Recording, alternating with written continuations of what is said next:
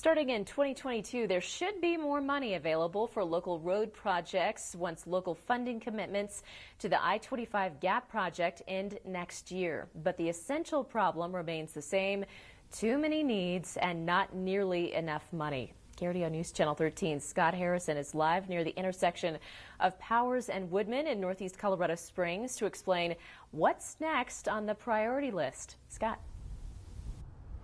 Well, Heather, according to an El Paso County commissioner, Powers Boulevard alone requires millions of dollars in upgrades. And that's just one congested corridor out of many.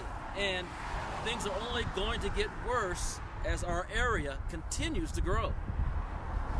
While reporting on next year's El Paso County budget this week, we heard a jaw-dropping statistic from the Board of Commissioners president. So, for example, right now, Powers Boulevard needs about $1 billion in infrastructure upgrades to meet the needs of our citizens in the next 20 years.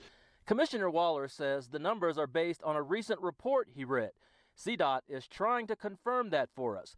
But whether the need along Powers is $1 billion or more or less, it hints at the money that will be required to address so many road needs in this growing area. We're expected to be about 1 million people by 2050, and that's a lot of people, and we're still behind on roads as it is. The state also doesn't invest as much in roads as it used to. But there are some new projects coming. One of CDOT's top priorities is building an overpass at the congested intersection of Powers and Research Parkway. It'll cost $65 million. Another project that's high on the priority list is already in its early stages, and one we've been telling you about for the last year and a half. It's spending around $160 million to upgrade roads and transportation around some of our local military installations, such as Fort Carson. Much of this work will be done along I-25, but the project should be finished sometime in 2022.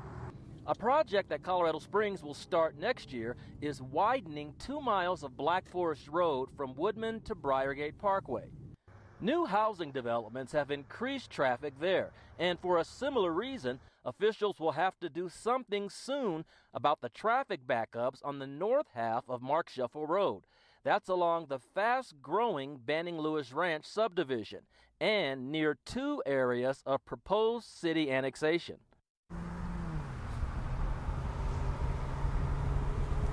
And one of the ongoing challenges for local leaders is that so many studies on roads and traffic have been done over the last 20 years.